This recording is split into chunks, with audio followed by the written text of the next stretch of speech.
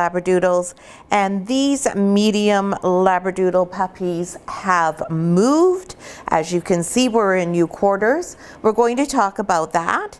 We're going to talk about the toys that they have with them, and of course we're going to give you an update on each of the puppies and Mama Rain. So normally we move our puppies from the maternity ward into our doodle den at around 3 weeks of age. Now sometimes we have litters that are ahead of the game. These Labradoodle puppies are ahead of the game. Before they were 3 weeks old, they all had their ears open and they were all motoring around on all fours with no trouble at all. When they were in their whelping box, they didn't have enough room to really get out and move. So they told us, time to move. Just like everything else that we do at Van Isle Labradoodles, we let the puppies and our adult dogs guide us. We always take what they're telling us into consideration first and foremost. And that's something that you're going to want to remember when you take your puppy home as well. You need to be able to understand what your puppy is telling you, because they don't need to use a voice. They can communicate far better than we can with all of our ability to speak, type, and everything else. So we can read, we can verbally communicate, but dogs communicate so much more effectively and so much more efficiently than we do. So these little guys made it very clear that they needed more space. And Mama Labradoodle Rain was just fine with that. She is the most easygoing girl. Things really don't bother her. She just takes everything in stride, which is such a nice feature and something that she will be passing on to her Labradoodle puppies. So we were hoping we could wait until the weekend to move them because the puppies from the celebration litter went home. And it was just a little bit easier because it meant 2 moves for Rain and her puppies. So initially when they moved in on Friday last week, they went into the center of the doodle den, and then now we have moved them over to here. And we have over here our other older litter from the Triple J puppies. So the puppies came, they moved, and they were completely fine with it. Mama Labradoodle Rain was completely fine with it as well. There was absolutely no fuss. And within literally just minutes, all of these puppies were in the crate. So this is another way that we're building on natural behaviors, because the puppies all of a sudden had what to them is a huge expanse of space compared to what they had before. It's a natural inclination to want to go into the crate. The crate has a roof, the crate has sides. It makes that cozy den-like feeling we talk about. It provides them with some security and comfort. They can all get together, they can all pile up like they are here, and they can just feel that they're very secure. Now sometimes we have Mama Labradoodles who don't care to nurse their puppies in the crate. And when that happens, then things really don't go as well as we have initially planned. But if we have a puppy or a Mama Labradoodle like Rain, then everything goes just exactly as we have intended it to do, because she loves to nurse her puppies in the crate. So what is that doing? That is reinforcing that the puppies associate the crate with something that is extremely beneficial and also their favorite thing in life. They just have nothing but a positive experience with the crate. Now lots of times you'll see videos of puppy training into crates, and you'll often hear puppies crying. You'll often hear puppies crying quite a bit. And a lot of that we have found really varies depending on how the first crate experiences go. If we have a Labradoodle who really enjoys nursing in the crate, we find that those puppies adjust to being in the crate much more readily. Quit trying to eat my microphone. There we go. we find that they already think of the crate as their favorite place in the world because it equals mom to them. Now right now you see Rain is nursing all the puppies out here in a bed. That's because I dragged her out here for the video, because you can't see into the crate very well, and I know you want to see your puppy, so I took everybody out so that she would and talked her into feeding her babies here. Now, how is Mama Rain doing? She's doing fabulously. Her favorite part of having her puppies move is that it means she has a lot more space to run around in, and it also means another big adventure is happening, and that's that the puppies are starting on solid food. So that means weaning is already starting to take effect. So 3 weeks is young. Usually we don't wean till 4 weeks, but again, we let the puppies tell us, and we let mom tell us. Now Rain is not complaining about nursing. As you can see, she's very loving with her puppies, but she also is equally happy to be away from them.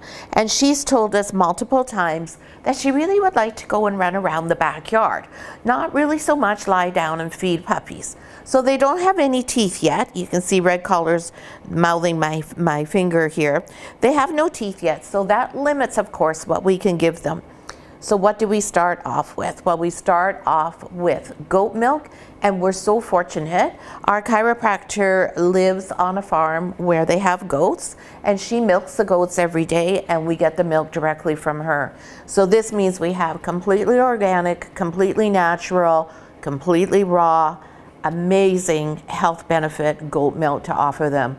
It's completely different from what you buy in the grocery store. That is still fine. However, it's nothing in comparison to this. This is much higher fat, is just a higher quality. And because it's a very small and organic farm, the goats are eating a very healthy diet that we know is also all natural. They don't have feeds with anything in it. So again, we're getting all those benefits for the puppies. And that makes it easier for the puppies to assimilate and become used to.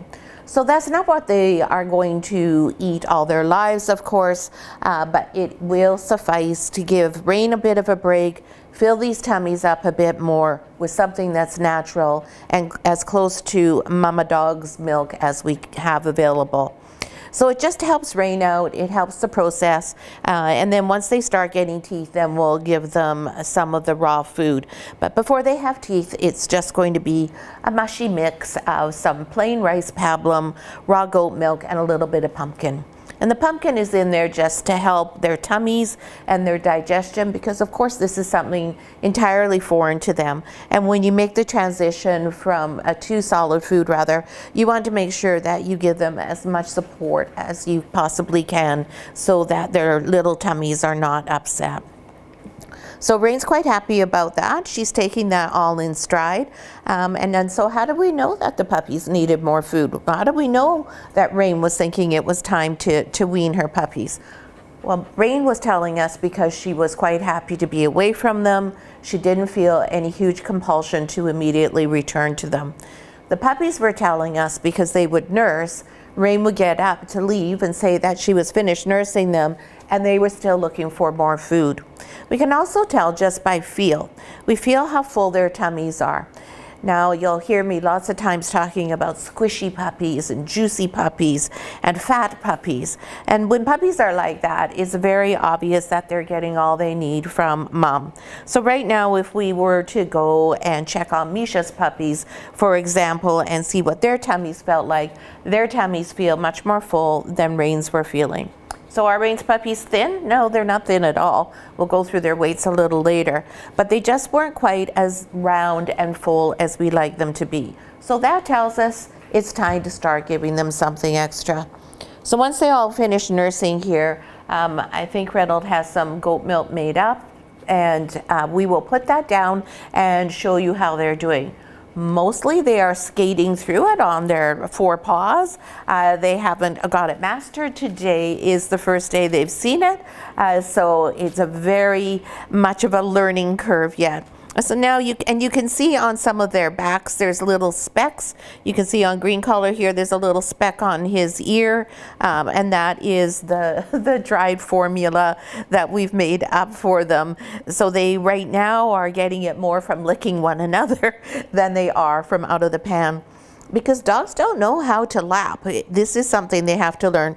Now here's a really good example of how we know they're hungry. See how they all just finished nursing, and now they're all coming over to me seeing if I've got a milk bar, because they're not full. They are having enough, but they don't feel completely full.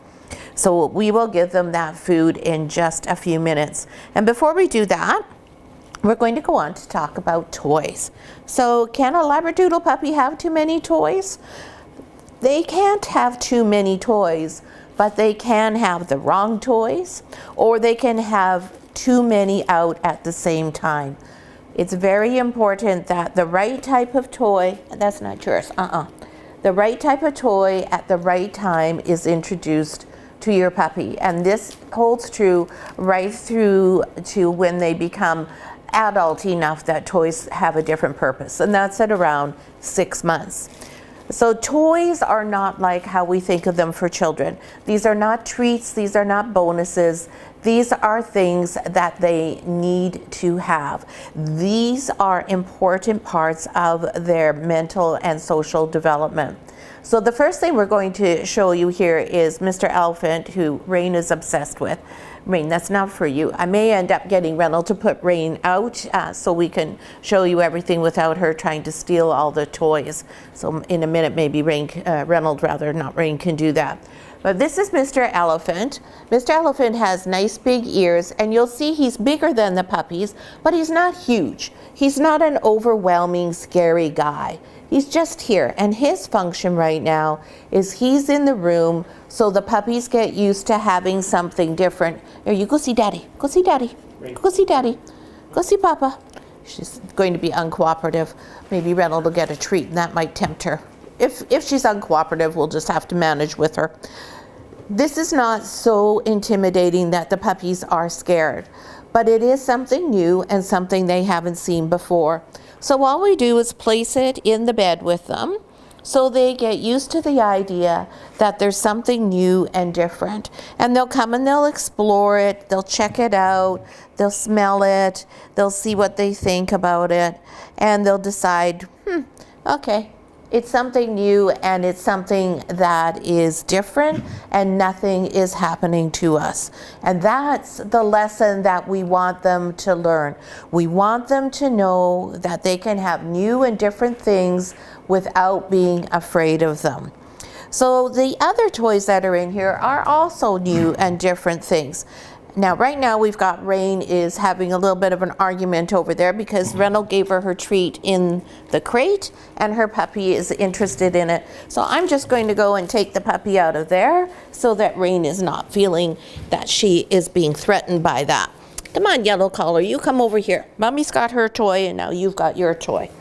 Rain is doing a great job of teaching the puppies that you don't mess around with older dogs and try and take their things away from them. She's behaving appropriately. So the other toys that are here all have a function. So these little stuffy type ones, they have squeakers. And you can see that they're interested. Doesn't scare them, and that's exactly what we want to do. We want to make sure that it isn't scaring them, just that it's something that's going to happen when they're not expecting it, and at the same time it's something that might actually be fun. Now, they don't have their teeth, so they're not completely compelled to chew everything, but they'll mouth these, they'll bat them around, and they'll think, oh well, okay, don't know what those are there for. But of course, the point, as I was saying, is to introduce them to new things and to show them that new things are not scary. Now, the crinkle toy, quite noisy and a completely different sound from anything they've ever heard before. A little bit of a higher pitch squeak. And you see that gets their attention even more than the other one did. So dogs hear at a different frequency than we do, so we all know that. I think they can hear things that we don't hear, and they can hear better than we can hear, same as their noses are better. So this is another great thing to introduce them to, something that's fun. It's got a neat texture when you put it in your mouth, and it doesn't matter if they have it in their mouths or if they're just walking on it, it's going to make that crinkling sound. And this little guy, the giraffe here, he's similar to the little lion fellow in that he's just nice and soft. He has a squeaker. He's easy for them to get a hold of and to just put in their mouths and just start to feel comfortable with having something different in their worlds. Of course, right now what appears to be the most popular thing is the wire for my microphone. It always is a big hit with everyone. I don't know why we just don't make those as toys. And then the other thing that we have here is this little guy. Now this is probably not going to be hugely exciting to them right now. The rope here that they would be chewing with is a little bit ahead of time because they don't have any teeth yet. But it's there for them to start to get used to, again, another texture. And of course this guy also has a squeaker. So again, something for them to step on and just get used to, so that they know that, if something makes a sound, I don't need to be afraid of that. Now you can see Pink Collar is doing some go to doodle exercises over there. She's got herself all hung up. I'm going to move her though because I don't want her near Rain, because Rain's got that toy in there that Reynolds gave her, and she is growling at the puppies because she has that toy, or she has that chew. So it's fine for her to have the chew, but we don't usually give it to her where they are unless, of course, we're here supervising. The goal of that was to get her to go out so she wouldn't take all of the toys. So now Rain is an adult Labradoodle who absolutely adores toys. So when Rain is in with the puppies, we take these toys out because she would have them destroyed in seconds. These toys are completely unsuitable for an adult dog. Now, having said that, Ripple absolutely loves these. She'll pick these up whenever I forget to pick them up from a puppy area or if we've had a family visit, and she just can't get enough of them. She loves that crinkle sound, but they only last for a very short period of time with her because they're small and they're made for babies, so she can rip it apart in seconds and she can take the squeaker out. That's always her main objective: seek and destroy the squeaker. So you see how they're all interacting with the elephant there.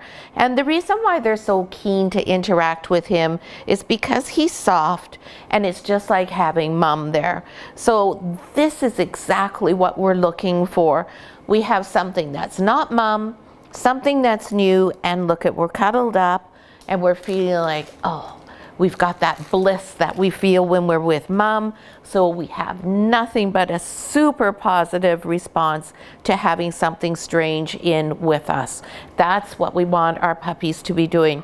Now, Orange Collar is showing you a little bit of how agile the puppies are. And apparently my feet are very attractive. They must smell good. But you can see that he's moving around there on all fours. He can walk. You know, he's not exactly what you call super coordinated, but he's doing a fabulous job. And having this extra real estate is just going to help the puppies become more and more confident and stronger as they develop those muscles. Now, I think what we're going to do is we're going to go through their weights and do their update now, and then we'll put the pan of food down and see if they're interested in eating it. So when I pick them up, I don't get the food all over me. So we'll do the puppies in birth orders as we always do. And we're going to start with Pink Collar Girl, if I can find her. Not, where have you gone, Miss Pink? Oh, Miss Pink was the one who was doing the acrobatics. Are you pink or are you red? No, you're pink. I was right. Miss Pink is quite acrobatic. So here's our firstborn girl here, our little black sable girl. And you can see already that the sable is changing week by week. She has that gorgeous, rich mahogany color. And now that she can hear me, you can see that I get some eye contact from her. She's much more involved with the fact that somebody's holding her, much more interested in what that might be all about. And Miss Pinky is 1.21 kilograms. So she's doing just beautifully. Over a kilogram already. In fact, every single one of the puppies is now over a kilogram. So when I say that they're hungry still after nursing from Rain, don't by any means think that they're going without, because clearly they're all gaining weight without any problem at all. Now Miss Red Collar rather is right here. Miss Red Collar is the same as her sister. She is also a black sable. And you can see her color is a little bit different. She is a little bit more of the caramel tones that come through with the sable as opposed to the darker mahogany that her sister Pink has. Red is a quieter puppy than Pink. Pink is probably the most confident puppy at the moment. And Red Collar is a little bit of a quieter girl, but not lacking for confidence, just a little bit more. She's farther back in the group. She's not the one to take the lead at the moment. Now don't forget, anything I tell you about their temperaments right now is going to change. They change daily and they'll continue to change daily, I guess until they're just over 6 weeks old, right? Yeah. Oh, hi. And you can see there's lots of interest in interacting now, lots of confidence to explore, and that's what we want to see. And Red Collar Girl is 1.18 kilograms. What a very nice weight, yeah. Now after that we have Green Collar Boy. And Green Collar Boy, is this you? Yep, I was right. I always like to double check just in case. A Green Collar Boy, he is a chocolate sable. And you can tell that, well, you can see he's got some of the food already stuck to his foot there. Get rid of that. You can tell because he's got a brown nose and he's already got lots of pretty caramel highlights going on here. He's got a little bit more of a glow about him. Now you see I'm rubbing his head and he's kind of going, oh, I'm not sure about that. But that's why I'm doing it, because I want him to get used to me touching him all over his face and realize that there's nothing wrong with that. We do this all the time. We also put our fingers in their mouths and we handle their paws and we just do everything with you. Or do people do so many things? Oh, and you're going to bite my nose. Oh, kisses, thank you. Oh, I love the kisses. How nice. And sweet little kissy boy is 1.3 kilograms. I think that's 0.3, yeah, 1.03 kilograms. And I believe he and Orange are tied for the smallest puppies at this point. Are you a tiny guy? Yes, oh, so many kisses. I love you too. And then after that we have Purple Collar. Oh, look at this. What a how cute is this? So this is kind of exactly, you couldn't have planned this better. This is exactly what I want to see from my puppies, where they've welcomed the new elephant. They've never seen him before. We did the video just now. They're completely at ease and very happy to have adopted him as their new best friend. And this is why when you take your puppy home, in your puppy starter kit, we give you a crate buddy. And that will be the toy that your puppy has been sleeping in the crate with, so that they have that friend when they go home to you. You're orange, you're a purple collar down here. There we go. I thought this was blue, but it's just their collars get so dirty as soon as they start getting into that pan of food. It only takes 1 second, one feeding, and they're already, oh my goodness. I don't think she's going to be able to stay upright. She's so tired. Purple Collar is also a chocolate sable, and I'm just going to hold her head up for her here. That's kissy. Purple Collar is 1.16 kilograms. Yeah, hi. She's a really sweet little girl. She's clever. She's always one of the first ones to learn new things. She's getting out there and trying stuff all the time. She has a very nice, gentle, quiet way about her. And do BB. There we go. I'm going to put you down over here with your sissy. Yeah, let's just move Mr. Giraffe. And I put you down here. Now at least when I'm talking to them, they hear me, and you can see how green collar's looking up. He's saying, wonder what she's saying. What is that human being doing? Then we have blue collar, who's right over here. Hi, Blue. Come on, buddy. There we go. Mr. Blue Collar is also a chocolate sable. Yeah, yes, your nose is brown. He's a handsome little guy. He's a sweet boy. He is 1.08 kilograms, although he seems like one of the bigger ones. I guess he's not. He feels hefty though, so he's got a solid build to him. Again, he's a little bit like Purple, a very gentle, kind-hearted boy. We've got lots of really nice, sweet dispositions here. I see a lot of Papa Cloud in these dogs as well, not just by virtue of how they look, but also by the fact that, it's not Papa Cloud, Grandpa Cloud, just by the virtue of their nature. Yep, and then we got the microphone cord here. Come here, we don't want to strangle you. I should have put it in my other pocket. There we go. Thank you, Mr. Blue.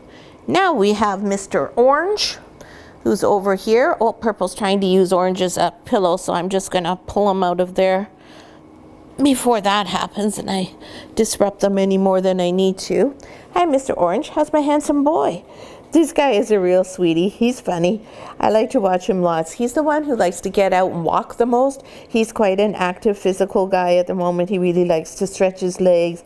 Yeah, and explore the world around him. Hi. Big yawn. I know you're sleepy. And Mr. Orange is 1.03 kilograms as well. Same size as Mr. Green. You're tied. Yes, you're tied. And last but not least is our yellow collar girl. Hey, baby. Hi. Hi, sweetie. Hi.